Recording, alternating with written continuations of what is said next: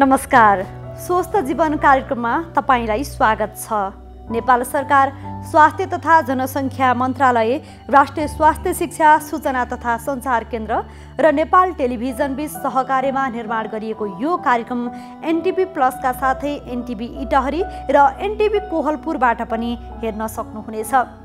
नेपालको संविधानले स्वास्थ्य सम्बन्धी हकलाई नागरिकको मौलिक हकका रूपमा प्रत्याभूत गरेको छ। समृद्ध नेपाल, सुखी नेपालीको राष्ट्रिय आकांक्षा पूरा गर्न आवधिक योजनाहरूमा पनि गुणस्तरीय स्वास्थ्य सेवामा जनताको पहुँच वृद्धि गर्ने लक्ष्य राखिएको छ भने आधारभूत स्वास्थ्य सेवामा राज्यको लगानी पनि वृद्धि भइरहेको छ। स्वास्थ्य सेवामा आम नागरिकको पहुँच वृद्धि गर्न भएका प्रयासहरूका साथै हरेक व्यक्तिले आफ्नो स्वस्थ जीवनका लागि अवलम्बन गर्नुपर्ने उपायहरूबारे हामीले यो कार्यक्रममा चर्चा गर्नेछौँ।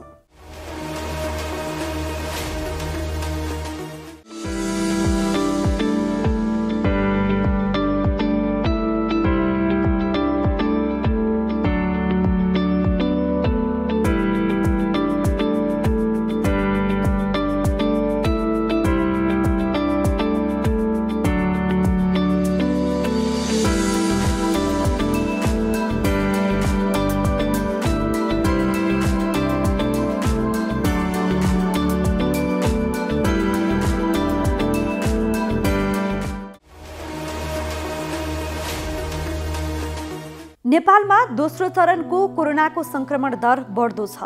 लक्षण सहितका संक्रमित धेरै छन्। अस्पतालमा भर्ना भएका संक्रमित मध्ये अधिकांशलाई अक्सिजनको आवश्यकता परेको छ। हामीले कोरोना भाइरसबाट बच्न सम्भव र उपलब्ध रहेका सबै उपाय अपनाउन आवश्यक छ। अहिलेको प्राथमिकता संक्रमण हुन नदिने उपायको अवलम्बन गर्नु नै हो। संक्रमण हुन नदिने उपायहरूबारे रिपोर्ट आज हामीले प्रस्तुत गर्नेछौँ। आज हामीले चर्चा गर्ने अर्को विषय हो खाद्य पदार्थको गुणस्तरबारे। खाद्य पदार्थमा विभिन्न अखाद्य पदार्थको मिसावट हुने गरेको खबरहरू आइरहेको हुन्छ। महामारी नियन्त्रणका लागि गरिएको निषेधाज्ञाको बेला कालो बजारीका घटनाहरू पनि आइरहेका छन्। सरकारी निकायले गरिरहेको बजार अनुगमन, खाद्य पदार्थको गुणस्तर र रोग प्रतिरोधात्मक शक्ति बढाउन आवश्यक खाद्य पदार्थबारे पोषणविद समेत रहनुभएका खाद्य प्रविधि तथा गुण नियन्त्रण विभागका महानिर्देशकसँग स्वास्थ्य संवाद प्रस्तुत गर्नेछौँ। स्वस्थ जीवनका लागि हाम्रो जीवनशैली कस्तो हुनुपर्छ, यसबारे विज्ञको सुझाव पनि प्रस्तुत गर्नेछौँ। सुरुमा यो विशेष रिपोर्ट।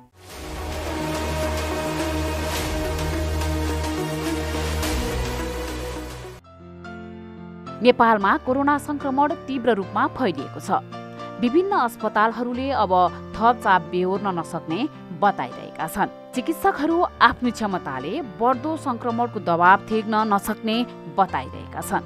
आम रूपमा एउटा भयको वातावरण फैलिएको छ। एकातिर संक्रमणको दर र गम्भीर अवस्थाका बिरामीहरूको संख्या दिनदिनै बढिरहेको छ भने अर्कोतिर त्यसको माग गर्ने अत्यावश्यक सुविधाहरू, अक्सिजन, सघन उपचार कक्ष र भेन्टिलेटरको उपलब्ध संख्या न्यून छ। संक्रमित मध्ये 5% मात्र गम्भीर बिरामी पर्ने हो भने बिरामीले सघन उपचार कक्ष र भेन्टिलेटर नपाउने अवस्था आउन सक्छ। कोभिड-19 को दोस्रो लहर सुरु भए लगत्तै नेपालका सबैजसो अस्पतालहरूमा संक्रमितको संख्या प्रत्येक दिन बढ्दै गइरहेको छ। पछिल्लो तथ्याङ्क अनुसार नेपालको कोरोना संक्रमण दर भारतको जस्तै अघि बढेको महामारी विज्ञहरूले बताएका छन्। संक्रमित संख्या, पोजिटिभिटी दर र मृत्यु दरमा नेपालले भारतलाई पछ्याएको तथ्याङ्कले देखाएको छ। त्यसैले अहिलेको प्राथमिकता संक्रमण हुन नदिने उपायको अवलम्बन गर्नु नै हो। कोरोना भाइरस कोभिड-19 महामारी विरुद्ध लड्न हामीले प्रयोग गरेको हतियारमध्ये भ्याक्सिन सबैभन्दा बलियो हतियार हो। यसले धेरै मानिसलाई बिरामी हुन र संक्रमणकै कारण मृत्यु हुनबाट जोगाउँछ। तर कुनै पनि भ्याक्सिन अहिलेसम्म 100% भने प्रभावकारी छैन। त्यसकारण भ्याक्सिन लगाइसकेपछि पनि संक्रमण हुन सक्छ।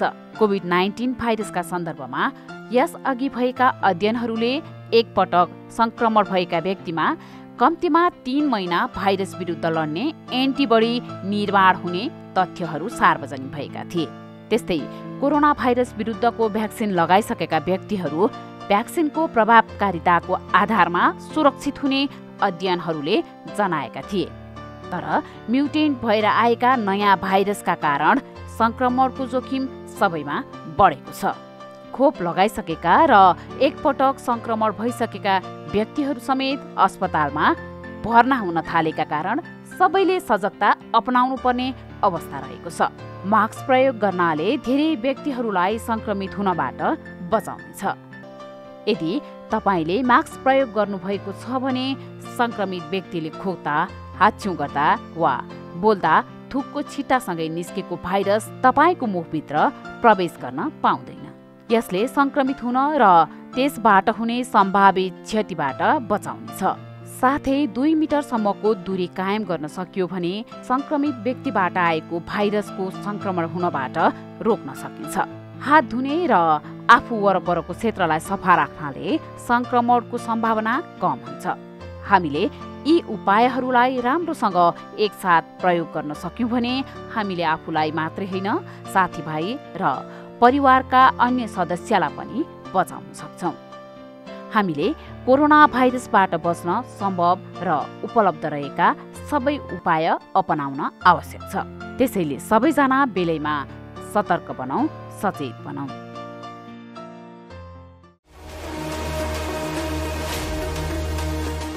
सुर्तीजन्य पदार्थ नियन्त्रण र नियमन गर्न ऐन पालना गर्ने बारे अनुरोध। सुर्तीजन्य पदार्थ नियन्त्रण र नियमन गर्न निम्न कुराहरू कानूनतः निषेध गरिएको छ।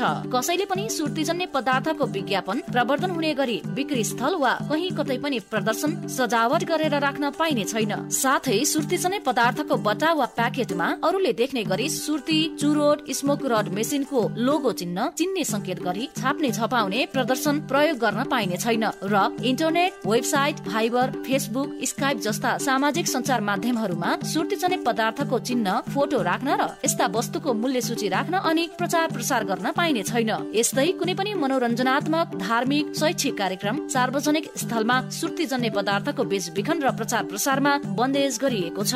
यो नियम विपरीत कसैले कुनै यस्ता कार्य गरेमा ऐन नियम बमोजिम कारबाही हुनेछ।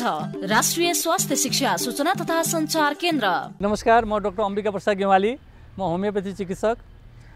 अहिले नेपाल मात्रै नभएर विश्व नै यो कोरोना महामारीबाट हामी आक्रान्त छौँ र अहिले विश्वको ध्यान नै यो रोगसँग कसरी लड्ने, कसरी यसबाट मुक्ति पाउने भन्ने हिसाबमा विश्व लागि परेको छ र नेपालमा पनि नेपाल सरकार, विभिन्न सङ्घ संस्था, सम्पूर्ण स्वास्थ्य सिस्टम र हरेक मान्छेहरू रोगबाट कसरी हामी मुक्ति पाउन सक्छौँ भनेर हामी चाहिँ लागिरहेका छौँ। यसमा चाहिँ उपचारका विभिन्न पद्धति भएको हुनाले होमियोपेथिक, एलोपेथिक, आयुर्वेदा र अरू सिस्टमहरू पनि आफ्नो लेभलबाट काम गरिरहनु भएको छ। अरूको सिस्टमको बारेमा हामीलाई थाहा छ। होमियोपेथिकमा पनि यो रोगसँग लड्ने, यसलाई प्रिभेन्सनको हिसाबबाट र रोग लागिसकेपछि पनि हामीले उपचार गर्ने औषधिहरू भएको हुनाले होमियोपेथिकले पनि यो रोगको उपचारको लागि हामीले योगदान दिइरहेका छौँ। नेपाल सरकारले एउटा प्रोटोकल बनाएर होमियोपेथिकलाई, आयुर्वेदलाई पनि जनमानसमा कसरी उपचार गर्ने भनेर प्रोटोकल तयार गरेर दिनुभएको छ र त्यसै अनुसार हामीले उपचार गरिरहेका छौँ। र सबै मान्छेहरूले के गर्नु पर्यो भने यो रोगको विरुद्धमा काम गर्ने, जुन सोसल डिस्टेन्सिङको कुराहरू, मास्कको प्रयोग गर्ने, त्यसपछि खानपिनमा राम्रो ध्यान दिने, यिनी कुराहरू गर्ने अनि प्राकृतिक जीवनशैली हामीले चाहिँ अनुसरण गर्नुपर्ने हुन्छ। सबै कुरालाई चाहिँ जे कुरामा पनि हाम्रो स्वास्थ्यलाई कसरी प्रवर्धन गर्ने भन्ने हिसाबले कुराकानी गर्नुपर्ने हुन्छ र यो चाहिँ धेरै कम्प्लिकेटेड कुरा होइन, सिम्पल कुरा नै छ। एकदमै सन्तुलित आहार विहार गर्ने अनि जाँड रक्सी, सिगरेट, खानेकुराहरू यिनीहरूबाट हामी बाँच्नुपर्छ। त्यसपछि भिडभाडमा कम गर्नु पर्यो, भिडभाडमा जानु भएन। सोसल डिस्टेन्सिङका कुराहरू यिनी कुरा त सबै मान्छेलाई थाहा छँदैछ र होमियोपेथिक हिसाबमा अहिले अब नेपाल सरकारले जसरी गरिरहनु भएको छ अस्पतालहरू चाहिँ अहिले कोभिड पेसेन्टले फुल छन्, बेडहरू नपाइरहेको अवस्था छ। त्यसले गर्दाखेरि हामीले चाहिँ एकदमै अत्यन्तै सचेत भएर हामी अगाडि बढ्नुपर्ने हुन्छ र रोग लाग्यो भने चिकित्सकहरूसँग सम्पर्क गरेर कसरी उपचार गर्न सकिन्छ त्यो कुरा गर्नु पर्यो। होमियोपेथिकमा पनि यो रोगको बिगिनिङको स्टेजमा हामीले चाहिँ एकदम इफेक्टिभ हिसाबले उपचार दिइरहेछौँ। धेरै मान्छेहरूलाई हामीसँग फोनमा कुराकानी गरेर होमियोपेथिक अस्पतालमा र होमियोपेथिक डक्टरहरूसँग तपाईँहरू सम्पर्क गर्नुभयो भने तपाईँहरूको आवश्यकता अनुसारको औषधिहरू हामीले प्रेस्क्रिप्सन दिन्छौँ र नेपाल सरकारले दिएका निर्देशनहरूलाई पालना गर्ने, स्वास्थ्यको न्यूनतम कुराहरूलाई हामीले ध्यान दिन सक्यो भने रोगबाट बचिन्छ, आत्तिनुपर्ने कुराकानी हुँदैन। र यो पनि एउटा अरू सामान्य रोगहरू जस्तै कुराकानी हो। अरू रोगबाट हामी जसरी बच्ने कोसिस गर्छौँ यसलाई पनि त्यस्तै हिसाबले लिने, नआत्तिने र संयम भएर अगाडि बढ्ने गर्यो भने रोगबाट बच्न सकिन्छ, आत्तिनुपर्ने कुराकानी हुँदैन।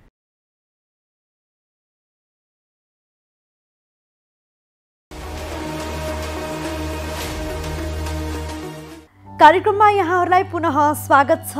अब चर्चा गरौँ खाद्य पदार्थको गुणस्तरबारे। खाद्य पदार्थमा विभिन्न अखाद्य पदार्थको मिसावट हुने गरेको खबरहरू बेला बेला आइरहेको हुन्छ। अहिले महामारी नियन्त्रणका लागि गरिएको निषेधाज्ञाको बेला कालो बजारीका घटनाहरू पनि आइरहेका छन्। कालो बजारी नियन्त्रण गर्न सरकारी निकायले गरिरहेको बजार अनुगमन, खाद्य पदार्थको गुणस्तर र रोग प्रतिरोधात्मक शक्ति बढाउन आवश्यक खाद्य पदार्थबारे पोषणविद समेत रहनुभएका खाद्य प्रविधि तथा गुण नियन्त्रण विभागका महानिर्देशक उपेन्द्र रायसँग गरिएको स्वास्थ्य संवाद अबको क्रममा।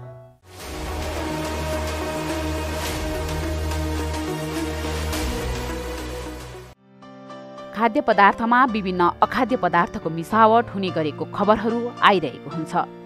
महामारी नियन्त्रणका लागि गरिएको निषेधाज्ञाको बेला कालोबजारीका घटनाहरू पनि आइरहेका छन्। त्यसलाई रोक्न खाद्य प्रविधि तथा गुण नियन्त्रण विभागले निषेधाज्ञाको समयमा पनि नियमित बजार अनुगमन गरिरहेको छ। विभागले उपभोक्तालाई खाद्य वस्तुको स्वच्छता र गुणस्तरताको बारेमा शङ्का लागेमा फोनबाटै उजुरी दिए पनि तत्काल अनुगमनमा जाने व्यवस्था मिलाएको छ। कोभिडको अवस्थामा पसल व्यवसाय कसरी सञ्चालन गर्ने भन्ने सम्बन्धमा समेत मापदण्ड तयार गरी सोही अनुसार अनुगमनलाई निरन्तरता दिएको छ। कोभिड महामारीको अवस्थामा आकस्मिक निरीक्षण एवं जनगुनासो सम्बोधन तथा प्रयोगशाला जाँच विश्लेषणका लागि विशेष टोली नै गठन गरिएको छ। विभागले गरिरहेको बजार अनुगमन, खाद्य पदार्थको गुणस्तर र रोग प्रतिरोधात्मक शक्ति बढाउन आवश्यक खाद्य पदार्थबारे पोषणविद समेत रहनुभएका खाद्य प्रविधि तथा गुण नियन्त्रण विभागका महानिर्देशक उपेन्द्र रायसँग हामीले संवाद गरेका छौँ। खाद्य भनेको नेपाल सरकारले खाद्य ऐन अनुसार सञ्चालन गरेको खाने पिउने मरमसाला हो भने खाद्यको प्रविधि कसरी प्रविधि विकास गर्ने हो र त्यो प्रविधि विकास गरिसकेपछि त्यसबाट उत्पादन गरेको वस्तुको गुण भनेको क्वालिटी, त्यो क्वालिटीलाई कसरी कन्ट्रोल गर्ने हो यही सेरोफेरोमा हामी खाद्य प्रविधि गुण नियन्त्रण विभागले काम गरिरहेछौँ भने खाद्य प्रविधि विभागको अहिले दुईटा काम भयो। एउटा रेगुलेसन नियमनकारी निकायको हो भने अर्को केही हदसम्म हामीले प्रमोसन पनि, अर्थात् हामीले टेक्नोलोजी के अरे विकास गर्छौँ। खाद्यको टेक्नोलोजीलाई हामीले उद्योगको रूपमा होइन कि केही सानातिना घरेलु उद्योगहरूमा प्रयोग हुन सक्ने टेक्नोलोजी हामीले दिइरहेको छौँ। जसले गर्दाखेरि हामी दुईटै पार्ट, एउटा नियमनकारी निकाय पनि भयो, एउटा त्यसलाई प्रमोसन, टेक्नोलोजीको प्रमोसन पनि हुने भयो। दुईटै पार्टबाट हामी काम गरिरहेको छौँ अहिले। विशेष गरी यो कोभिडमा चाहिँ यसरी हामीले रेगुलर काम हेर्दाखेरि हामी खाद्य प्रविधिबाट खाद्य ऐन, दाना ऐन अर्थात् खाद्य र दानाको स्वच्छता कायम गर्नुपर्ने, त्यो कायम गर्नको लागि हामी होटल, उद्योग, बजार अनुगमन खाद्य प्रविधिको रूपमा गरिरहेछौँ भने दानाको हकमा दानाको उद्योग र दाना बजारमा आपूर्ति भइरहेको हकमा हामी दुईटै गरिरहेको हुन्छौँ। त्यस्तै यसबाट जस्तो हामीले कुनै उद्योगीले खाद्यको र दानाको उद्योग यदि खोल्न खोजेको हो भने त्यो खोल्नको लागि हामीसँग अनुज्ञापत्र लिनुपर्ने हुन्छ। त्यसको प्रक्रिया कस्तो भन्दाखेरि उद्योग विभागमा गएर उसले निवेदन दिनुपर्ने र त्यहाँको रिकमेन्डेसन आएपछि बल्ल हामीले अनुज्ञापत्र दिने हो। त्यो अनुज्ञापत्र भनेको के भन्दाखेरि त्यसले गर्दा खाद्यको र दानाको बजार व्यवस्थापन गर्न सक्ने हो, बिक्री प्रबन्धन गर्न सक्ने हो भनेर हामी दिन्छौँ। त्यस्तै अरू के भन्दाखेरि पोषण सम्बन्धी खाद्य पोषण सम्बन्धी हामी क्रियाकलापहरू गरिराखेको हुन्छौँ। हाम्रो प्रयोगशालाले खाद्यको विश्लेषण राजस्व लिएर विश्लेषणको हामी दिइरहेछौँ भन्दाखेरि अन्तर्राष्ट्रिय रूपमा जुन कोडेक्स छ, इन्फोस्यान छ, SPS इन्क्वायरी पोइन्ट छ, यावत कुराहरू लिएर हामी खाद्य प्रविधिले यो काम गरिरहेको हुन्छौँ। अब यो प्रसङ्ग अहिले कोभिडको बेला हो। यो कोभिडको बेलामा हामीले अहिले के गर्यौँ भन्दाखेरि अहिले बजार अर्थात् लकडाउन छ, यो पेन्डेमिकको कारणले गर्दा यो अवस्थामा हामीले बेसिकली 3वटा पार्टलाई बढी फोकस गर्यौँ।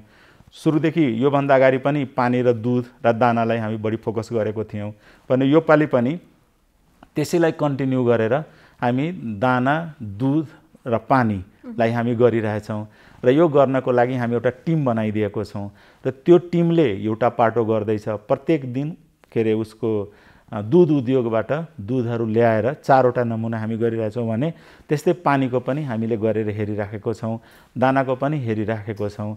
अर्को कुरो के भन्दाखेरि कहीँबाट उजुरी पर्यो कि यो वस्तु यो ठाउँमा यस्तो किसिमको अवस्थामा छ, यसको गुणस्तर के भएको हो, सरहरूले हेरिदिनु पर्यो भनेपछि हाम्रो रिस्पोन्सबाट हाम्रो टिमबाट त्यहाँ गएर हामी हेर्छौँ कि त्यहाँको अवस्था के छ, कस्तो छ भनेर हामी एउटा टिम बनाइदिएको छौँ र त्यो टिम अनुसार हामी चलाइरहेको छौँ। र अहिले तत्काल हामीले यो दुधको र पानीको झन्डै हामी के अरे धेरै अगाडिदेखि अर्थात् 5-6 महिनादेखि हामीले दुध र पानीको काम गर्दै आयो भने यो दुधमा हामीले के देख्यौँ भन्दाखेरि अहिलेको बजारमा नेपाल सरकारले दुधको मापदण्ड तोकिदिएको छ। त्यो दुधमा 3% फ्याट, 8% SNF भनेर फिजिकल हो भने, केमिकल हो भने, अरू माइक्रोबायोलोजिकल त अहिले एकछिन हामी त्यसलाई पनि हेरिराखेकै छौँ। यसमा धेरै जस्तो मुद्दाहरू चलिरहेको छौँ। तर अहिले हामीले के गर्यौँ भन्दाखेरि कम्तीमा फ्याट र SNF बजारको अवस्था के छ त, कसरी सुधार गर्न सकिन्छ भनेर हामीले प्रत्येक दूध व्यवसायीहरूसँग हामी अन्तर्क्रिया गऱ्यौँ। हामी 4 पल्ट अन्तर्क्रिया गर्दाखेरि एउटा के निकास निस्क्यो भन्दाखेरि लन त उत्पादनकर्ता अर्थात् दूध उद्योगले उत्पादन गरेको दुधमा उनीहरूको भनाइ के भन्दाखेरि हामी 3% फ्याट र 8% SNF पुर्याएर ल्याएछौँ, तर खाद्य प्रविधिको प्रयोगशालामा आउँदाखेरि त्यो 3% पुगेको हुँदैन। त्यो कति हुन्छ भन्दाखेरि 2.8, 2.9 पुगेको हुन्छ भने SNF चाहिँ 7.8, 7.9 पुगेको हुन्छ। त मैले भने अब यसमा कसको कमजोरी हो त, कहाँ गल्ती हुँदैछ, त्यो हेर्नको लागि हामी के गर्यौँ भन्दाखेरि यो बितेको 5-7 दिन अगाडिको कुरो गर्दैछौँ। 36वटा उद्योगमा हामीले नमुना, दुधको नमुना बनायौँ र 36वटै उद्योगमा हामीले पठायौँ र त्यही दुधको नमुना हामी खाद्य प्रविधिको प्रयोगशालामा हेऱ्यौँ र यसरी 36वटा उद्योगको हेर्दाखेरि मैले के देखेँ भन्दा कि सबैको प्रयोगशाला राम्रो छ, कसैको नराम्रो छैन। हाम्रो जुन रिजल्ट आएको छ लगभग त्योसँग म्याच गरिरहेछ भन्दाखेरि बजारको विथिति किन आयो त्यस्तो, त्यो के देखेँ भन्दाखेरि कहीँ न कहीँबाट के अरे इन्टेन्सनको रूपमा देखिन्छ।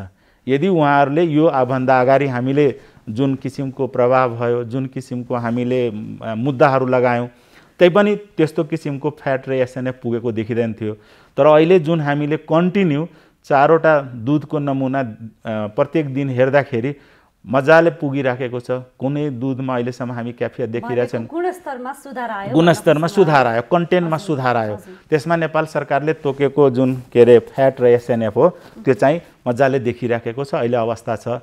त्यसले गर्दा म के भन्छु भन्दाखेरि उद्योगी उत्पादककर्तालाई पनि के अरे कन्ज्युमरलाई, उपभोक्तालाई पनि के भन्दाखेरि यदि नेपालमा प्रोसेस दुध छ, प्रोसेस गरिएको दुध छ, प्याक छ, त्यसमा एक्सपायर मिति लेखेको छ, कहिले प्याक गरेको त्यो लेखिएको छ, कति के अरे त्यसमा फ्याट छ, कति SNF छ त्यो लेखिएको छ, खाद्य प्रविधिको के अरे अनुज्ञापत्र नम्बर लेखेको छ। अर्थात् यो दुध तपाईँहरूले कन्ज्युम गर्नुभयो भने, खानुभयो भने नेपाल सरकारले तोकेको मापदण्ड अनुसार हुन्छ भनेर अहिले देखिरहेको छु। हुनसक्छ कुनै बेला कुनै उद्योगीले यदि इन्टेन्सनली यदि त्यो चिटिङ गर्न खोज्छ र त्यस्तो हुन्छ भने हामी त्यसलाई खाद्यान्न अनुसार त कारबाहीको प्रक्रिया छँदैछ, त्यो प्रक्रिया हामी गरिराखेका हुन्छौँ। जुन अहिले पहिला त जिल्ला प्रशासनमा हामी के अरे मुद्दा लान्थ्यौँ, अहिले के भयो भन्दाखेरि अनुज्ञा पत्र नलिएको हो, अनुज्ञा के अरे खाद्यान्न नमान्नेलाई 10,000 रुपियाँ जिल्ला प्रशासनमा हो भने ढाँटी झुक्याई, न्यून गुणस्तर र दूषितको अवस्थामा हामीले अदालतमा लानुपर्नेछ र त्यहाँ जाँदाखेरि 50,000 देखि लिएर 5 लाख रुपियाँ जरिवाना के अरे 50,000 रुपियाँदेखि लिएर 5 वर्षसम्म कैदको व्यवस्था छ या दुईटैको व्यवस्था छ। यसले गर्दाखेरि उद्योगीलाई पनि एउटा ठुलो किसिमबाट यदि उसले त उद्योग गर्यो, त्यति उद्योग गर्दा गर्दै पनि यदि उसले इन्टेन्सनली बदमासी गर्छ भने त्यो नेपाल सरकारले के अरे नियमनको रूपमा जुन खाद्य प्रविधिलाई राखेको दिएको ड्युटी हो त्यो हामी निभाउँछौँ। तर अहिले हामी के देखिरहेछौँ भन्दाखेरि कुनै घटना घटेन भने अर्थात् कहीँ कुनै किसिमको चिटिङ गरेन भने यो चिज अहिले उपलब्ध दूध जुन अहिले हामीले 36वटा जुन उसबाट देखिरहेछौँ त्यो लगभग नेपाल सरकारले तोकेको मापदण्ड अनुसार छ। यो अहिलेको बेलामा सबभन्दा बढी घरमा सबै उमेरको मान्छेले दूध र पानीलाई सबभन्दा बढी फोकस गर्ने भयो। त्यसले गर्दा पानीलाई पनि हामी के गर्यौँ भन्दाखेरि पानीको पनि यस्तै किसिमबाट अनुगमन गरेर अहिलेसम्म हामी के देख्यौँ भन्दाखेरि बोतलको पानी अर्थात् 1 लिटर हाफ लिटरको जुन बोतलको पानी हो त्यो पानीमा लगभग हामीले 90% को हाराहारीमा एस्योर गरिरहेछौँ, राम्रो छ।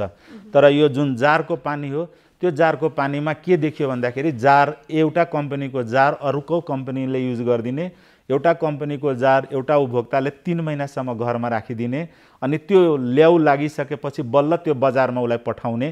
त्यसमा फेरि जति कुनै सफा गर्दा पनि त्यो कुचिएको फोहोर भएको जार भएको कारणले गर्दा धेरै कम्प्लेन हुन्थ्यो। हामीले के एउटा सबै उहाँहरूसँग के अरे पानी उत्पादकसँग हामीले के छलफल गऱ्यो भन्दाखेरि आफ्नो जसरी ग्यासमा जुन के अरे कम्पनीको त्यो ग्यास हो त्यसले मात्रै युज गर्ने त्यस्तै तपाईहरु पनि एउटा कोड अफ कन्डक्ट बनाउनुस्। तपाई आफ्नो उद्योगको के अरे जार मात्रै आफू युज गर्ने अरूले गर्ने हो भने त्यसलाई तपाईहरुको एउटा कोड अफ कन्डक्टबाट कन्ट्रोल गर्नुस्। र यसरी त्यो कन्ट्रोल गर्नको लागि हामीले के गर्ने त भन्दाखेरि या त त्यसमा कुनै किसिमको पर्मानेन्ट रूपले जाने जस्तो अब कुनै के अरे स्क्रिन प्रिन्टिङ छ या कुनै पर्मानेन्ट इंक छ या कुनै किसिमको त्यहाँ छाप छ त्यसरी गरेर बनाउनु भयो भने तपाईको जार चेन्ज हुँदैन। जार चेन्ज भएन भने मेरो विचारमा जुन किसिमको अहिले परिस्थिति आएको छ त्यो हुँदैन। यदि तपाई त्यो मान्नुहुन्न भने हाम्रो साथीहरु के अरे जुन फुड इन्स्पेक्टर साथीहरु छन् बजारमा अनुगमन गर्न जाँदाखेरि जहाँ उले भेट्छ त्यो फोहोर जार यो नराम्रो जार छ भने त्यसलाई फोडाउने हामीले आदेश दिएको छौं। फोडिराखेको छ जारहरु, त्यसले गर्दा पनि त्यो एउटा निरुत्साहित भइरहेको छ। र पानीमा पनि अहिले जारमा हामी भन्नु जति प्रब्लम थियो जुन किसिमको समस्या थियो त्यो झन्डै 60% सम्म हामीले सल्भ गरेछौं। तर यसमा पनि के देखियो भन्दाखेरि कुनै किसिमको इन्टेन्सनल घटना घटेन भने अब कोही यसमा चोरी गर्यो कोही यसमा बदमाशी गर्यो एउटा छुटो पाटो हो। तर नर्मल रूपमा हामी हेर्दाखेरि के देख्छौं कि राम्रो किसिमबाट देखिन्छ र अहिले दुईटै चीज राम्रो देखिन्छ। अर्को हकमा जस्तो अहिले के भन्दाखेरि बजारमा उपलब्ध भएको वस्तुको गुणस्तरको कुरो छ जुन कि अहिले बिहान नेपाल सरकारले बिहान 9 बजेसम्म के अरे सबै उपभोक्तालाई के भनेको छ भन्दा बिहानको बेलामा पसलबाट वस्तु किनेर ल्याऊ खाऊ भनेर। र अहिले बजारमा हामीले देख्दाखेरि नेपाल सरकारले तोकेको मापदण्ड अनुसार देखिन्छ र कुनै ठाउँमा यदि त्यस्तो किसिमको छैन पुरानो वस्तु बिक्री गर्दैछ एक्सपायर भएको वस्तुहरू बिक्री गरिरहेछ भन्दाखेरि हामीले एउटा टिम बनाएको छौं। यदि कहीँबाट हामीलाई जानकारी भयो भने हामी तुरन्तका तुरन्त त्यो के अरे समस्या समाधान गर्छौं, मान्छे पठाउँछौं र त्यो समस्या समाधान गर्छौं। रह्यो यो पेस्टिसाइडको हकमा हामीले पेस्टिसाइडको अहिलेसम्म भर्खर 1 महिना जति भयो नेपाल सरकारले कति मात्रा हुनु पर्यो त तरकारी र के अरे फलफुलमा पेस्टिसाइड त्यो अहिलेसम्म तोकिएको थिएन। भर्खर हामीले क्याबिनेटबाट निर्णय गर्न लगाएर गजेटमा निकालेर 10 वटा फलफुल तरकारीको हामी तोक्यौं। आउने दिनमा 10 वटा यो पेन्डेमिकको कारणले गर्दाखेरि अलिकता हामीलाई अप्ठ्यारो हुँदैछ, नत्र 10 वटा अरु आउँदैछ जुन कि पाइपलाइनमा छ। यसरी 20 वटा वस्तुको हामीले स्ट्यान्डर्ड लगभग निश्चित गरिसकेको छौं। दूध र खानेपानी चाहिँ अहिले जुन मापदण्ड तोकिएको छ त्यो अनुसारको बजारमा उपलब्धता छ। लगभग त्यसरी बुझ्दा भयो।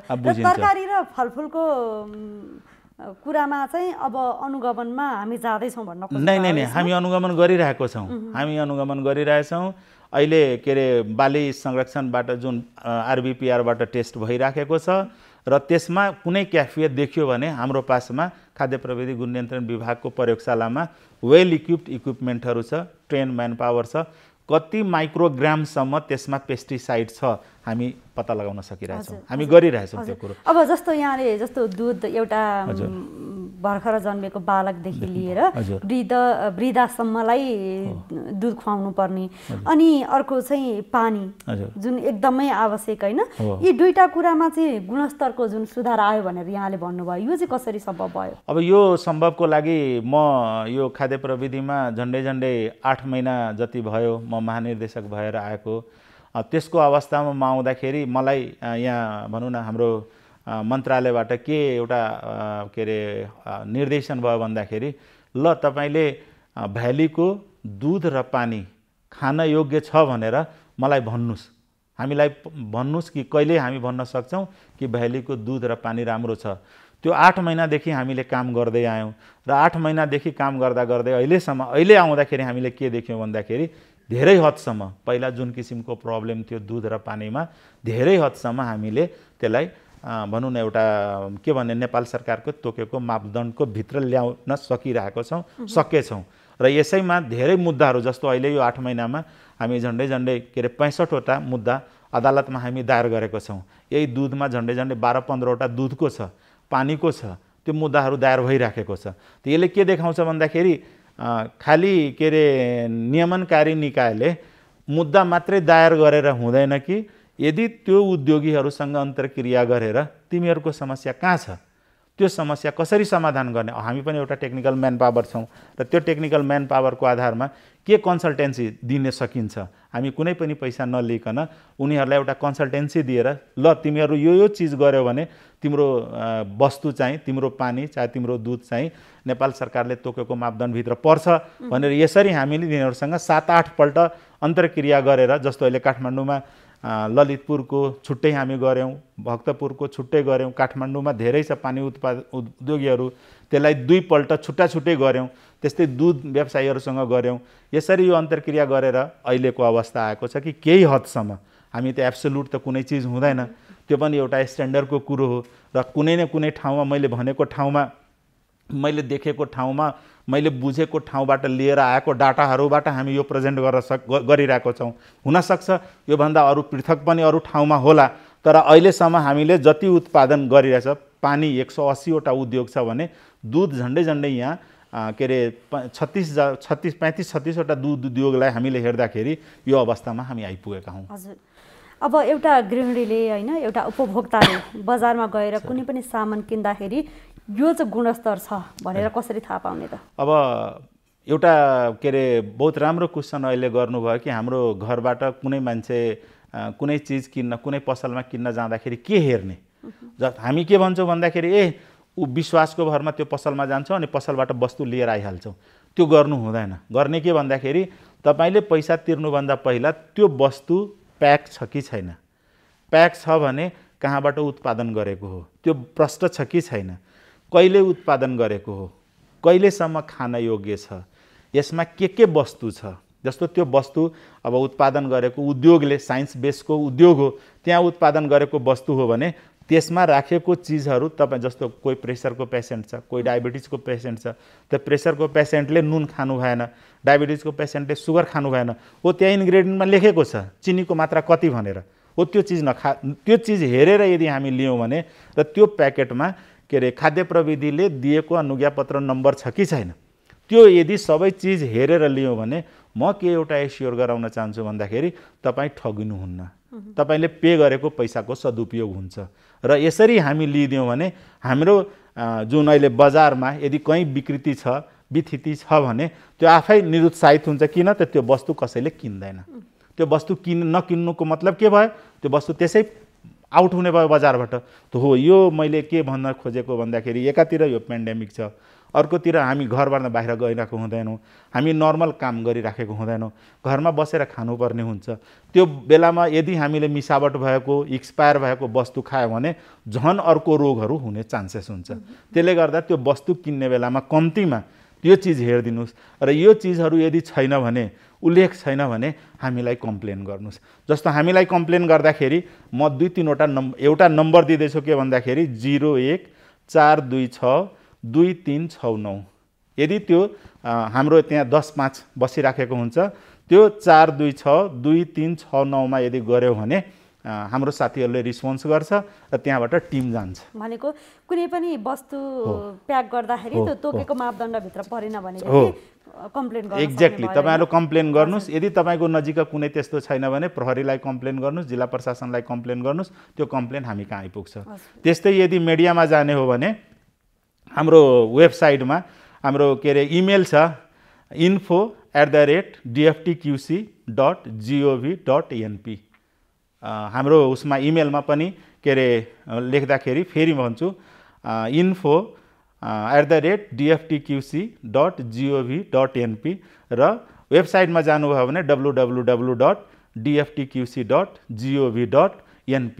यसबाट पनि हामीलाई कोही साथीहरूले कोही उपभोक्ताले उजुरी दिनुभयो भने हामीलाई अलिकता एड्रेस कुन ठाउँ हो लोकेसन बताइदिनुस्, हाम्रो टिम त्यहाँ पुगेको हुन्छ र हामी एस्योर गराउँछौँ कि तपाईहरुको अर्थात् उपभोक्ताको समस्या हामी समाधान गर्छौँ। र अहिलेको यो पेन्डेमिकको बेलामा हामी कसरी जोगिएर बस्ने हो, कसरी जोगिएर गर्ने हो, नेपाल सरकारले तोकेको मापदण्ड के रे जुन स्वास्थ्य मन्त्रालयले तोकेको मापदण्ड अनुसार बसेर हामी काम गरिरहेका हुन्छौँ। अब यो त पसलमा कुनै पनि खाद्य वस्तुको प्याकिङको कुरा भयो हैन। अब अहिले त जुन यो कोरोना भाइरसको यो समयमा हैन एउटा इम्युनिटी पावर बढाउनको लागि चाहिँ हामी जस्तो तरकारीहरू हैन, ताजा ताजा तरकारीहरू अनि माछा मासु फलफुल अन्डामा चाहिँ बढी उपभोक्ताहरूले चाहिँ यति बेला जोड दिनुपर्छ भनेर जुन जनस्वास्थ्य विज्ञहरूले पनि भन्नुहुन्छ, डाक्टरहरूले पनि भन्नुहुन्छ हैन। त्यसैको फलो गरेर जाँदा चाहिँ अब ती वस्तुहरू चाहिँ कतिको खान योग्य छन् त? एउटा खाद्य पोषण विज्ञको नाताले म के भन्छु भन्दाखेरि अहिलेको पेन्डेमिकको अवस्था हेर्नुस्, हाम्रो के छ त नर्मल लाइफ र अहिलेको लाइफमा पहिलो कुरो के भन्दाखेरि हाम्रो भौतिक रूपले कुनै किसिमको एक्टिभिटिज हुँदैन। त्यसको लागि घरमा हामीले एक्सरसाइज गरिरहेको छौँ कि छैनौँ। यदि एक्सरसाइज गरिरहेको छौँ भने हाम्रो शरीर नर्मल भयो। यदि एक्सरसाइज गरिरहेको छैनौँ तर नर्मल बेलाको खाना खायौँ भने के हुन्छ, वजन बढ्छ र नसर्ने रोग जुन डायबिटिज र प्रेसर हुने चान्सेस हुन्छ। त्यसले गर्दाखेरि हामीले अहिलेको भौतिक रूपमा हामी के गर्दैछौँ त त्यो हेरेर हामीले खाना खानुपर्ने हुन्छ। दोस्रो कुरो के भन्दाखेरि के खाने, कतिखेर खाने, कसरी पकाउने यो ठुलो एउटा साइन्स हो। जस्तो हामीले के भन्छौँ भन्दाखेरि कम्तीमा नर्मल तपाईले एउटा कोही ब्याक्स मान्छेले नर्मल मान्छेले कम्तीमा दिनको 4 पल्ट खानु पर्यो। हाम्रो एउटा साइकल कस्तो हुन्छ भन्दाखेरि राति बेलुकाको यदि हामीले 7 बजे खाना खाइसकेछौँ भने 3 घण्टा पछि खाना खाइसकेको 3 घण्टा पछि सुत्नु पर्ने हो। तर हामी के गर्दिन्छौँ, डिलेसम्म 9 बजे 10 बजे राति खाना खान्छौँ र सुत्छौँ। परिणाम के हुन्छ, अपच हुन्छ अनि भुँडी यत्रो ठुलो भएर आउँछ। त्यो जब 7 बजे हामी खाना खाइसकेछौँ बिहान हामी उठ्छौँ कति बजे त 5 बजे 6 बजे 7 बजे। त्यसपछि के गर्छौँ, नर्मल प्रक्रिया काम गरिसकेपछि 8 बजे हामी चिया खान्छौँ, जबकि त्यो 7 देखि 8 बजेसम्म जाँदाखेरि 12 घण्टा फास्टिङ भयो हो। त्यही भएर इङ्ग्लिसमा अब के भनेको छ भन्दाखेरि जुन फास्टिङलाई ब्रेक गर्नुभयो। त्यही त्यो बिहानको खाजामा हामी के कम्तीमा हाम्रो शरीर भोकै छ धेरै खाउँ, केही छैन भने कम्तीमा के छ त सलिड वस्तु। यदि त्यो सलिड वस्तु हामी नखाइकन के गरिदिन्छौँ त चिया खाइदिन्छौँ। निड धेरै छ हामी दिउँ के त चिया एसिडिक हो, ग्यास भएर आउँछ। अनि हामी के भन्छौँ, दुध चिया खाएर दुध खाएर हामीलाई ग्यास भइगयो। त्यो होइन कि तपाईले खाना नखाएर त्यो ग्यास भएको। यदि बिहान केही चिज के छ तपाईको घरमा, यदि फलफुल छ, रातिको भनौँ न तपाईले पकाएको रोटी छ, अरू केही चिज छ, त्यो खाइसकेपछि त्यो खानुभन्दा पहिला मनतातो पानी युज गरेर अहिलेको जुन यो कोभिडको बेलामा सबभन्दा राम्रो के भन्दा बिहान नित्यकर्म गरिसकेपछि मनतातो पानीमा यदि सम्भव छ भने आधी कागती निचोरेर र त्योभन्दा पनि इकोनोमी बढी छ भने 1 चम्चा मह राखेर यदि हामीले खायो भने त्यसले के इफेक्ट गर्छ भन्दाखेरि हामीलाई जुन के रे रोग प्रतिरोधात्मक क्षमता पनि विकास गर्छ, साथसाथै त्यसले भिटामिन सी को मात्रा जुन हो त्यो हाम्रो शरीरभित्र जान्छ। जस्तो हामी के रे हेमोग्लोबिनको मात्रा नबढेको कारणले गर्दाखेरि हामीलाई बाहिरको के रे माइक्रो अर्गानिजमले अर्थात् भाइरसले इफेक्ट पार्छ। त्यो आइरनको लेभल कसरी बढाउने त आइरनको लेभल हाम्रो जुन अहिले खाना जुन छ आर्यन खानामा भात र दाल, सबभन्दा बढी भात र दालमा आइरनको मात्रा छ। तर त्यो के हो भन्दाखेरि नन हेम फर्ममा छ। त्यो भात र दाल यदि हामी मात्रै लियौँ भने त्यहाँ भएको आइरन चाहिँ हाम्रो शरीरले एब्जर्भ गर्दैन। तर त्यो दालमा, गेरागुडीमा, भातमा, रोटीमा यदि आधी कागती निचोडेर खायो भने त्यहाँ भएको नन हेम फर्मको आइरन हेममा चेन्ज हुन्छ र हाम्रो शरीरमा कहिले पनि आइरनको मात्रा कम हुँदैन। परिणाम के हुन्छ? हेमोग्लोबिन बढ्छ। जब हेमोग्लोबिन बढेको छ भने सानोतिनो इन्फेक्सन तपाईँको शरीरमा कामै गर्दैन। त्यसले गर्दाखेरि ह्युमन सिस्टम बढाउनको लागि मेन्टली, फिजिकली, स्पिरिचुअली सबै चिजबाट यदि तपाईँले राम्रो हुनुहुन्छ र नर्मल रूपमा यदि भिटामिन सी को मात्रा अर्थात् कागती, साइट्रस फ्रुट मात्रै, सुन्तला यस्तो चिजहरू यदि तपाईँ लिइराख्नु भएको छ भने यसले तपाईँलाई धेरै राम्रो गराउँछ र हेमोग्लोबिनको मात्रा कम हुन दिँदैन। त म के भन्छु अहिलेको यो पेन्डेमिकको बेलामा, यो कोभिडको बेलामा बिहान उठ्दाखेरि मनतातो पानी नर्मल हो, मनतातो पानी लिनु अति उत्तम हो। त्यसमा यदि हामीले कागती पानी राख्न सक्यो भने त्यो पनि अति उत्तम हो। त्यसमा यदि अरू इकोनोमी राम्रो छ भने मह राख्दाखेरि अति उत्तम हो। र सँगसँगै भात दालसँग हामी कति खाने त भन्दाखेरि मैले अब नापेर भन्दाखेरि आम पब्लिकलाई समस्या हुन्छ। तर जब हामीले भात, दाल, तरकारी, चटनी र भनौँ न दही र दुध जुन हाम्रो खानामा छ त्यो कति खाने भन्दाखेरि जुन दिन तपाईँलाई राम्रो लाग्यो, मिठो लाग्यो त के भन्नुहुन्छ? एक गाँस थप्देऊ। हो, त्यो नथपौँ। अहिले थप्नु हुन्न भने फाइदा के हुन्छ? तपाईँको वजन बढ्दैन। दोस्रो कुरो के भन्दाखेरि खाना खाइसकेपछि कति खाने भन्दाखेरि तपाईँलाई फिलिङ हुन्छ एक गाँस कम गर्न साथ के हुन्छ त मजाले घरमा कुनै किसिमको मुभमेन्ट नभए पनि मजाले पच्छ। त्यो पचिसकेपछि भोक लाग्छ, होइन भने के हुन्छ? भोक लाग्दैन। यसको परिणाम के हुन्छ त वजन बढ्छ। वजन बढ्नुको मतलब के हो? फेरि अर्को नसर्ने रोग, डायबिटिज र प्रेसर आउने हो। त्यसले गर्दाखेरि घरमा एक्सर्साइज पनि गर्नु पर्यो। थोरै जति अहिले नर्मल खाँदै हुनुहुन्थ्यो त्यसबाट एक गाँस कम खानु पर्यो। र त्यही सपोज तपाईँले नर्मल खानामा 8वटा रोटी खाँदै हुनुहुन्थ्यो भने त्यो 8वटा रोटीलाई 4 भागमा बाँडिदिनुहोस्। 2-2वटा रोटी खाइदिनु पर्यो। र जहिले पनि अहिलेको हरियो कम्तीमा तरकारी, साग, दाल खानुपर्ने देखिन्छ। सँगसँगै यदि त्यो सँगसँगै दुध या दही तपाईँसँग छ भने अति उत्तम हुन्छ। रहेको माछा मासुको हकमा अहिले पर्याप्त मात्रामा उपलब्ध छ भने धेरै राम्रो हो, होइन भने कम्तीमा दुध र दालको मात्रा हामीले बढाउन पायौँ भने हाम्रो अहिलेको जुन निड हो त्यो हामी पुरा गर्न सक्छौँ। भनेपछि अहिले यो कोभिडको समयमा नि विशेष गरेर चाहिँ घरमै बसेर अब खानेकुरामा ध्यान दिनु पर्यो भन्ने कुरा लगातार बाहिर पनि आइराखेको हो। भनेपछि हाम्रो शरीरको मुभमेन्ट कति हुन्छ त्यो अनुसारले खानु पर्यो, हैन? हो, किनभने नर्मल बेलामा हामी घरबाट निस्किन्छौँ, बाहिर बजारमा आउँछौँ, अफिसमा काम गर्छौँ, फिजिकली मुभमेन्ट हुन्छ। तर त्यहाँ घरमा बस्दाखेरि फिजिकली मुभमेन्ट हुँदैन। केही आधी घन्टा, 1 घन्टा, 1.5 घन्टा एक्सर्साइज गरेको हुन्छौँ, अरू नर्मल बसिरहेको हुन्छौँ। त्यसले गर्दा यदि हामीले जुन जति खान्थ्यौँ भनौँ न त्यसमा 1 गाँस कम गरेर खायौँ भने हाम्रो शरीरको लागि राम्रो हुन्छ। हाम्रो वजन बढ्दैन अनि इन्फेक्सन हुने, नसर्ने रोगहरू बढ्ने चान्सेस कम हुन्छ। अब हामी कुराकानीको लगभग अन्तिमतिर पनि छौँ, होइन? विभागका महानिर्देशक सँगसँगै यहाँ जनस्वास्थ्य विज्ञ पनि हुनुहुन्छ, होइन?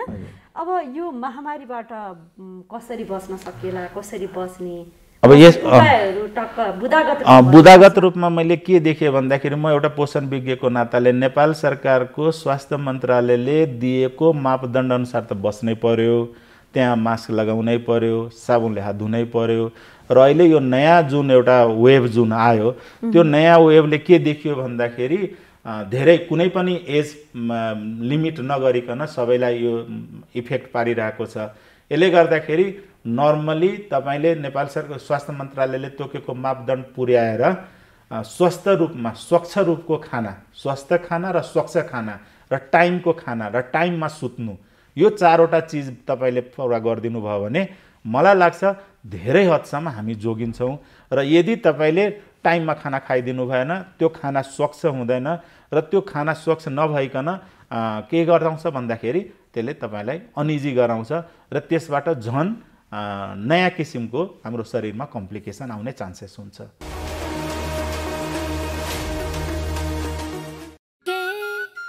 हात धुन्छौ र साबुन पानीले धुन्छु नि, कति बेला धुन्छौ र छिनछिनमै धुन्छु नि।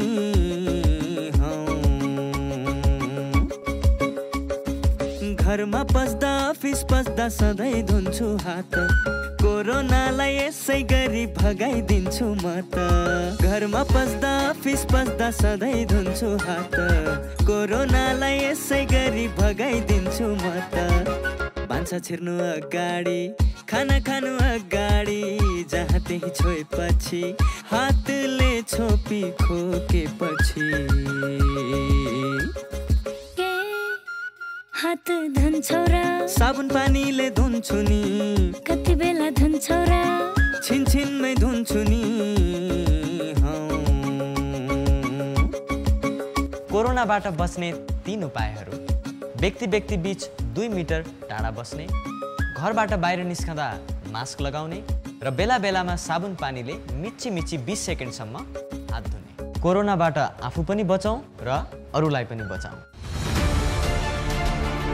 यदि कसैलाई ज्वरो आउने टाउको दुख्ने मांसपेशीहरू दुख्ने आँखाका गेडीहरू दुख्ने जोर्नीहरू करकरी खाने हड्डीहरू दुख्ने सँगसँगै शरीरमा विभिन्न किसिमका छालामा रातो दाग आउने लक्षणहरूमा देखियो भने त्यो डेङ्गे रोग पनि हुन सक्दछ यो लामखुट्टेले विशेष गरेर साँझ बिहान टोक्ने गर्दछ साँझ बिहान बाहिर निस्किनु पर्यो भने लामबाउले कपडाहरू लगाउनुपर्छ शरीरका नछोपिएका भागहरूमा लामखुट्टेलाई दबाउने क्रिमहरूको प्रयोग गर्नुपर्दछ पानी जम्न सक्ने ठाउँहरू जस्तै गमलाका प्लेटहरू टायरहरू खोज्ने त्यसमा लार्भा छन् भने त्यसलाई नष्ट गर्ने डेङ्गे रोगबाट बच्नको लागि हामीले लामखुट्टेको टोकाइबाट बच्न जरुरी छ हामी सचेत बनौँ त्रसित नबनौँ डेङ्गे रोग नियन्त्रणका लागि समुदायका सम्पूर्ण व्यक्तिहरू घर घरबाट जुटेर खोज र नष्ट गर अभियानमा सहयोग पुर्याउँ र डेङ्गे रोगबाट हुन सक्ने महामारीबाट सम्पूर्ण समुदायलाई जोगाउँ कोरोना महामारीको बेलामा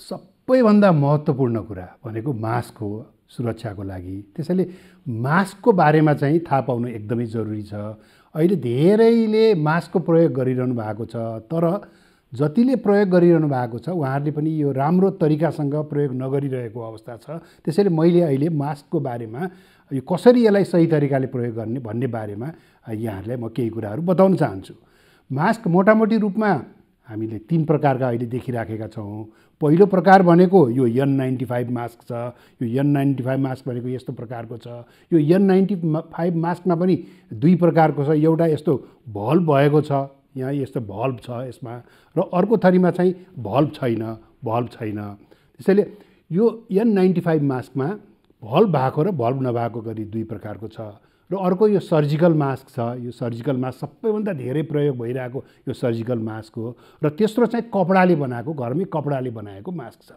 अब यो मास्क लगाउँदाखेरि हामीले के कुरा थाहा पाउनुपर्छ भने अब यसलाई राम्रोसँग नाक र मुख छोपिने गरी लगाउनुपर्छ यसरी राम्रोसँग नाक र मुख छोपिने गरी मास्क लगाउनुपर्छ र मास्क लगाउँदाखेरि यो भागमा समाउनुपर्छ यो भागमा मास्कमा समाउनु हुँदैन कि यो कानमा अड्काउने भागमा समाएर अनि यसलाई यस प्रकारले लगाउनुपर्छ टप्प हुने गरी नाक गाला तलको चिउडो कतैबाट पनि हावाभित्र बाहिर नआउने गरी यो लगाउनुपर्छ र अहिले फुकाल्दाखेरि पनि यो पछाडिपट्टि कानको पछाडि फुकालेर यसरी फुकाल्नुपर्छ र मास्क लगाउँदाखेरि र फुकाल्दाखेरि हात चाहिँ धुनुपर्छ यो जरुरी छ कि हातले चाहिँ मास्कलाई छुन हुँदैन यो पहिलो कुरो हो दोस्रो कुरो अब यो मास्क अब कहिलेसम्म लगाइरहने यो आज लगाउने भोलि पर्सि कहिलेसम्म लगाउन मिल्छ भन्दाखेरि यो N95 मास्क बलियो छ यसलाई तपाईले पुनः प्रयोग गर्न सक्नुहुन्छ यो महँगो पनि छ यो स्वास्थ्य कर्मीहरूले प्रयोग गर्नुस् भनेर हामीले धेरै जस्तो जोड दिइराखेका छौँ यसलाई चाहिँ लगाइसकेपछि घरमा गएर एकचोटि पखालेर साबुन पानीमा पखालेर घाममा सुकाइदिँदाखेरि हुन्छ भने यो सर्जिकल मास्क जुन चाहिँ धेरै आम नागरिकहरूले प्रयोग गरिरहनु भएको छ यसलाई दोहोऱ्याएर प्रयोग गर्न हुँदैन यो डिस्पोजेबल हुन्छ एकचोटि लगाएपछि यसलाई फाल्नुपर्छ तर अब केही कारणले गर्दा यसलाई दोहोऱ्याएर फेरि प्रयोग गर्नु पर्यो भने यसलाई धुन हुँदैन धोएपछि यो बिग्रन्छ यसलाई घाममा सुकाइदिनु भयो राम्रोसँग घामको किरणमा सुकाइदिनु भयो भने त्यो फेरि यसलाई प्रयोग गर्न सकिन्छ कम्तीमा यसलाई 1 घन्टादेखि 2 घन्टा चाहिँ घाममा सुकाउनुपर्छ त्यसैले यो मास्कको बारेमा हामीले यति कुरा अर्को कुरा के छ त भन्दाखेरि मास्क कपडाको मास्क पनि उत्तिकै प्रभावकारी छ अब कपडाको मास्क तपाईले 3वटा लेयर 3वटा तहको कपडा को मास्क बनाउन सकिन्छ र त्यसलाई घरमा मजाले धोएर त्यसलाई घाममा सुकाएर पुनः प्रयोग गर्न सक्नुहुन्छ। त्यसैले मास्कै नलगाउनुभन्दा जस्तो प्रकारको मास्क भए पनि मास्क लगाउन उचित हुन्छ र अहिले कोरोना भाइरसबाट बच्ने सबैभन्दा महत्त्वपूर्ण हतियार भनेको मास्क नै हो। त्यस कारणले यो मास्कलाई चाहिँ सही तरिकाले लगाउनुहोस् भन्ने मैले अनुरोध गर्न चाहन्छु।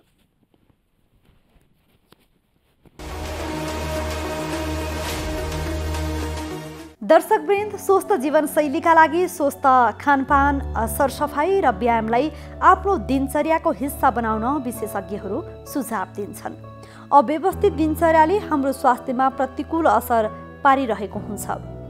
स्वस्थ जीवनका लागि खानपान, बानी व्यवहार, जीवनशैली आदिमा ध्यान दिनुपर्छ। स्वस्थ जीवनशैली कसरी अपनाउने, यसबारे विज्ञको सुझाव अबको क्रममा।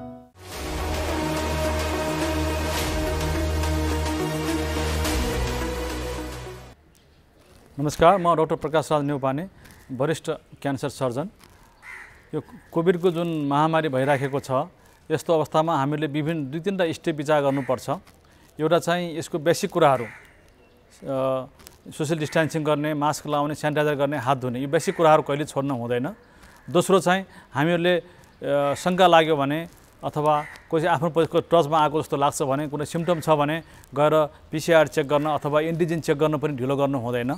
त्यो गरिसकेपछि यदि पोजिटिभ आयो भने र हामीले होम आइसोलेसन बस्नु पर्यो र बस्दाखेरि हामीले चाहिँ एउटा श्वास प्रश्वास र अक्सिजन मात्र आफैले हेर्ने र हल्का छ भने घरमै बस्ने, अलिकति बिचको छ, इन्टरमिडिएट छ भने एकदमै औषधि खाने, केही सिम्टोमेटिक औषधि खाने, गाह्रो छ भने अस्पताल छिटो गइहाल्ने, यो कुरा गर्नुपर्छ। र सँगसँगै यसको रोकथामको लागि सरकारले जुन रोलअप गरेको छ, अहिले आएको छ भ्याक्सिनहरू, यसमा लिनमा कन्जुसाइ गर्नु हुँदैन। यो एकदमै सेफ छ। हामीले सकेसम्म छिटो 2टा भ्याक्सिन लगाउनुपर्छ र भोलिको अवस्थामा हामीले अरूलाई पनि बचाउनलाई हामीले चाहिँ सबैले आफ्नो छेरछिमेकमा सबैलाई जनचेतना जगाउनुपर्छ। बेला बेलामा टिभीहरू हेर्ने, सरकारको निर्देशन पनि मान्नुपर्छ र हामीले चाहिँ सँगसँगै क्यान्सरका बिरामीहरू छन् भने झन् यसमा हामीले विचार ध्यान दिनुपर्छ। किनभने क्यान्सरका बिरामीलाई कोभिड लाग्यो भने मृत्युदर धेरै हाई छ र त्यसो भएको हुनाले हामी क्यान्सरका बिरामीहरू क्यान्सरको आफ्नो फिजिसियनको कन्ट्याक्टमा बस्नुपर्छ र डायग्नोसिस गर्नलाई ढिलो गर्न हुँदैन। उपचार गर्ने, फलोअप गर्ने कुराहरूमा चाहिँ क्यान्सरको डक्टरको सल्लाह अनुसार अगाडि बढ्नुपर्छ। कोभिडको चाहिँ फर्स्ट वेभ आयो, सेकेन्ड वेभ आयो, थर्ड वेभ आयो र हामी अहिले सेकेन्ड वेभमा छौँ। धेरै मानिसले भन्ने गर्छन् चाइनामा चाहिँ फर्स्ट वेभ आएपछि सेकेन्ड वेभ, थर्ड वेभ आएन कि भन्छौँ। किनभने उनीहरूले जुन सुरुको कुरामा फर्स्ट वेभमा जे काम गरेका थिए त्यसलाई एक दिन पनि छोडेनन्, कन्टिन्युअसली कन्सिस्टेन्टली एउटा कोअर्डिनेटेड वेमा काम गरे र उनीहरूले चाहिँ अहिले पनि कन्ट्याक्ट ट्रेसिङलाई, आइसोलेसनलाई, क्वारेन्टाइनलाई र PCR टेस्टिङलाई, भ्याक्सिनलाई उत्तिकै महत्त्वपूर्ण दिएका छन्। त्यसो भएको हुनाले चाइनामा चाहिँ राम्रो भएको छ। जस्तो उदाहरणको लागि उहाँ अहिले भनौँ न कुनै जिम अथवा स्विमिङ पुल अथवा कुनै सिनेमा हल, फुटबल गेमहरू खुला छ, तर त्यहाँ जाने मानिस सबैको रेकर्ड राख्छ उनीहरूले, को हेर्न आएको थियो। त्यो आएको मानिस कुनै एकजना मानिसलाई पोजिटिभ देख्यो भने त्यो सबैलाई बोलाएर उनीहरूले within a hour, within a day सबैलाई क्रस चेक गर्छ, जबसम्म अनि उनले पत्ता लगाउँछ कसलाई कसलाई पोजिटिभ छ भनेर। त्यसरी कन्ट्याक्ट ट्रेसिङ, आइसोलेसन, क्वारेन्टाइनको कुराहरू उनीहरूले र टेस्टिङको कुराहरू उनले एक दिन पनि, एक सेकेन्ड पनि उनीहरूले चाहिँ त्यसलाई कम गरेको छैन र जनताले पनि सहयोग दिएका छन्। त्यसो भएको कारणले उहाँ चाहिँ अहिले फर्स्ट वेभ सकेपछि सेकेन्ड थर्ड वेभ आएको छैन भने हुन्छ र त्यो कुरा हामीले यहाँ पनि लागू गर्नुपर्छ। हामीले सबैले लागू गर्नुपर्छ। यो चाहिँ सबैले, स्वास्थ्यकर्मी होस्, सञ्चारकर्मी होस्, सुरक्षाकर्मी होस्, राजनीतिज्ञ हुन्, समाजका सबै मानिसहरूले लागू गर्नुपर्छ। नमस्ते, म डाक्टर विज्ञा शाह र म मनोचिकित्सक हो। अहिलेको कोभिडको महामारीमा हामी सबैजना मिलेर कोभिड-19बाट बच्न सक्छौँ। समय समयमा हात धुने, सामाजिक दूरी कायम गर्ने र मास्कको प्रयोगले हामी योसँग बच्न पनि सक्छौँ। जो कोरोनाबाट सङ्क्रमित भएको थियो र भएको छ, उहाँहरूको मनोबल उच्च राख्नलाई हामीले हौसला प्रदान गर्न सक्छौँ। त्यस्तै गरी सामाजिक सञ्जालमा नकारात्मक न्युजहरू नफैलाएर र आवश्यक परेमा आफैले पनि आफ्नो तनाव व्यवस्थापन गरेर अनि आवश्यक परेमा परामर्श लिनलाई नडराएर हामी आफ्नो मानसिक स्वास्थ्यको ख्याल राख्न सक्छौँ। So let's be alert, let's be aware and let's live with corona. नमस्कार, आज म यहाँहरूलाई नवजात शिशु स्याहार सम्बन्धी जानकारी दिन आएकी छु।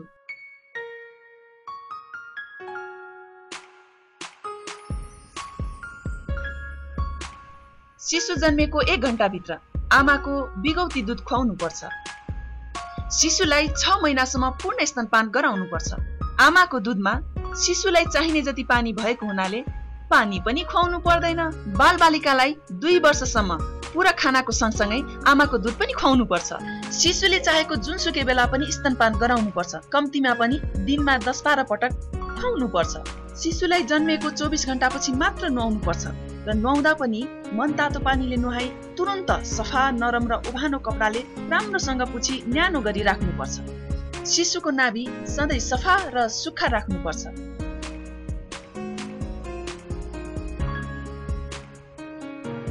नमस्ते, म डाक्टर कुञ्जन आचार्य, म नाक कान घाँटी तथा घाँटी क्यान्सर विशेषज्ञ। नाक कान घाँटीको क्यान्सर चाहिँ बेसिकली धेरै जस्तो चाहिँ हाम्रो जिब्रो, घाँटी, थाइरोइड, सास फेर्ने बाटो र खाना खाने नलीमा हुन्छन्। तिनीका लक्षणहरू भनेका जिब्रोमा घाउ आउने, टन्सिलमा घाउ आउने, सास फेर्न गाह्रो हुने, स्वर भाँसिरहने, लामो समयसम्म स्वर भाँसिरहने र बाहिरी घाँटीमा चाहिँ स्वेलिङहरू देखा पर्ने नै हुन्। यी समस्याहरू प्राय चाहिँ धेरै क्यान्सर ठुलो भएपछि देखिने समस्या हुन्। यी समस्या आउनुभन्दा अगाडि नै आफूलाई समस्या गाह्रो भएपछि सम्बन्धित डाक्टर साहबहरूका र नाक कान घाँटी स्पेसली नाक कान घाँटीको डाक्टर साहबहरूका जानु बेटर हुन्छन्। ती समस्याहरू भनेका जस्तै घाउ नै देखिनु हो, आफ्नो आँखाले घाउ नै देखिनु हो र त्यो स्पेसल्ली त्यो घाउ चाहिँ जिब्रोमा अथवा मुखमा 2 हप्ताभन्दा बढी समयसम्म घाउ रहिरहनु हो र स्वर भाँसिनु हो। अर्को घाँटीको क्यान्सरको प्रमुख लक्षण त्यो स्वर चाहिँ स्पेसली चुरोट धेरै खाने, स्मोकिङ धेरै गर्ने, एल्कोहल धेरै युज गर्ने व्यक्तिहरूमा 2 हप्ताभन्दा बढी स्वर भाँसिरहेको छ र बिचबिचमा ठिक पनि भएको छैन। त्यो स्वर चाहिँ बिचबिचमा ठिक भएको छैन भने पनि त्यो क्यान्सरको लक्षण हो र त्यसलाई इग्नोर गर्न मिल्दैन, त्यसमा यत्तिकै बसिरहन मिल्दैन। त्यसले चाहिँ भोलि जटिलता अप्नाउन सक्छ।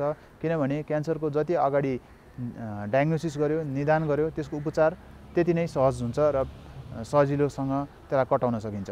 अर्ली स्टेजमा डायग्नोसिस गर्यो भने त्यसको रिजल्ट राम्रो हुन्छ। लेट स्टेजमा डायग्नोसिस भएपछि बिरामीलाई पनि धेरै अपरेसन, बिजुलीले सेक्ने, किमोथेरापीहरू युज गर्नुपर्ने हुनाले त्यसको जटिलता बढ्दै जान्छ र मोर्टालिटी बाँच्ने चान्स पनि कम हुँदै जान्छ। त्यस्तै गरेर घाँटीको क्यान्सरमा अर्को प्रमुख क्यान्सर हुने हामीले देख्ने थाइरोइडको क्यान्सर हो। थाइरोइडको क्यान्सरको एकदम राम्रो क्यान्सर हो। राम्रो क्यान्सर भन्न खोजेको क्यान्सर भए तापनि यसको निदान चाहिँ गरेर उपचार गरेपछि धेरै मान्छेहरू चाहिँ ठिक हुन्छन्। यो क्यान्सरले चाहिँ मान्छेको जिउ जानै नोक्सान गर्ने, थाइरोइडको क्यान्सरले जिउ जानै नोक्सान गर्ने चाहिँ अरू क्यान्सरको तुलनात्मक रूपमा एकदमै कम हुन्छ। जस्तै थाइरोइडको क्यान्सरको सिम्टम चाहिँ हाम्रो घाँटीमा स्वेलिङ हुनु हो र कहिलेकाहीँ स्वेलिङ हुनु अगाडि नै थाइरोइड क्यान्सर भइसकेको हुन्छ। हामीले थाइरोइड फङ्सन टेस्ट भन्ने टेस्ट गर्छौँ। त्यो टेस्ट गर्दाखेरिमा कहिलेकाहीँ हाइपोथाइरोइडिजम देखिएको खण्डमा पनि थाइरोइडको अल्ट्रासाउन्ड गरेर हेर्नुपर्ने हुन्छ। त्यो हेरेपछि त्यहाँ थाइरोइडमा केही गिर्खागुर्कीहरू छन् कि छैनन्, क्यान्सरको केही लक्षण छ कि छैन भनेर प्रष्ट देख्न सकिन्छ र सुरुमै उपचार गऱ्यो भने यसलाई हामीले कन्ट्रोल गरेर राख्न सक्छौँ।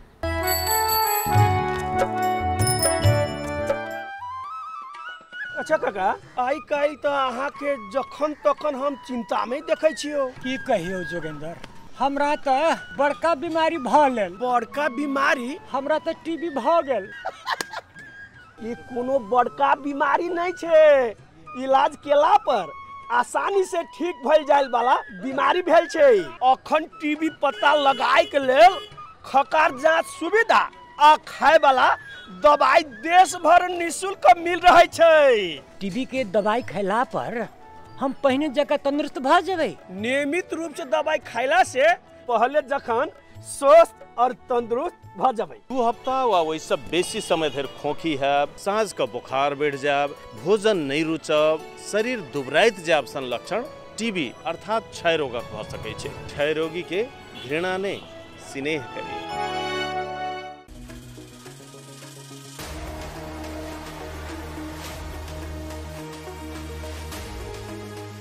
कार्यक्रम स्वास्थ्य जीवन हरेक दिन एनटिभी प्लसबाट बिहान 7 देखि 8 बजेसम्म र पुनः प्रसारण साँझ 5 देखि 6 बजेसम्म।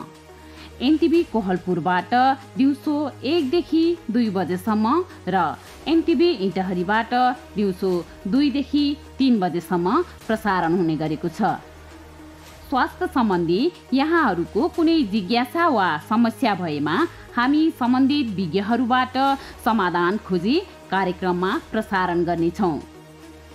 हामीलाई सम्पर्क गर्ने माध्यमहरू यस प्रकार छन्। फोन, SMS तथा भाइबरको लागि 9843 52 93 97। Email swasthjajeevan@ntv.org.np। यस कार्यक्रमको बारेमा आफ्नो सल्लाह, सुझाव र प्रतिक्रिया पनि यहाँहरूले यिनै माध्यम मार्फत दिन सक्नुहुनेछ। साथै कार्यक्रममा के कस्ता सामग्री, विषय वा विज्ञहरू समेट्नु पर्ला भन्ने विषयमा पनि सुझाव दिन सक्नुहुन्छ। कार्यक्रम यहाँहरूले सामाजिक सञ्जाल मार्फत पनि हेर्न सक्नुहुनेछ।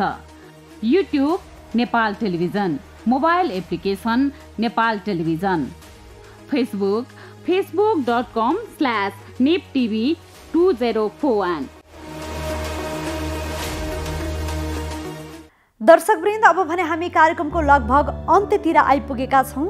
अहिले नेपालमा दोस्रो चरणको कोरोनाको संक्रमण दर बढ्दो छ। लक्षण सहितका संक्रमित धेरै छन्। अस्पतालमा भर्ना भएका संक्रमित मध्ये अधिकांशलाई अक्सिजनको आवश्यकता परेको छ। हामीले कोरोना भाइरसबाट बच्न सम्भव र उपलब्ध रहेका सबै उपाय अपनाउन आवश्यक छ। अहिलेको प्राथमिकता संक्रमण हुन नदिने उपायको अवलम्बन गर्नु नै हो। संक्रमण हुन नदिने उपायहरूबारे रिपोर्ट आज हामीले प्रस्तुत गर्यौं। आज हामीले खाद्य पदार्थको गुणस्तरबारे पनि चर्चा गर्यौं। सरकारी निकायले गरिरहेको बजार अनुगमन, खाद्य पदार्थको गुणस्तर र रोग प्रतिरोधात्मक शक्ति बढाउन आवश्यक खाद्य पदार्थबारे पोषणविद समेत रहनुभएका खाद्य प्रविधि तथा गुण नियन्त्रण विभागका महानिर्देशकसँग संवादका साथै स्वस्थ जीवनका लागि हाम्रो जीवनशैली कस्तो हुनुपर्छ यसबारे विज्ञको सुझाव पनि प्रस्तुत गर्यौं। आजका लागि स्वस्थ जीवन कार्यक्रमको समय सकिएको छ। यो कार्यक्रम नेपाल टेलिभिजनको वेबसाइट www.nepaltvonline.com तथा नेपाल टेलिभिजनको मोबाइल एप र फेसबुक, युट्युब जस्ता सामाजिक सञ्जालमा पनि हेर्न सक्नुहुनेछ। यो कार्यक्रममा तपाईँका स्वास्थ्य सम्बन्धी समस्या, सरकारले प्रवाह गरेका स्वास्थ्य सेवा अथवा हाम्रो कार्यक्रमबारे कुनै जिज्ञासा छन् भने हामीलाई सम्पर्क गर्न सक्नुहुनेछ। सम्पर्क माध्यम हामीले टेलिभिजन स्क्रिनमा पनि देखाइरहेका छौँ। तपाईँका समस्यालाई हामीले सरकारी अधिकारी वा विज्ञ मार्फत समाधान गर्ने प्रयास गर्नेछौँ। आजका लागि स्वस्थ जीवन कार्यक्रमबाट हामी सबैलाई बिदा दिनुहोस्। नमस्कार।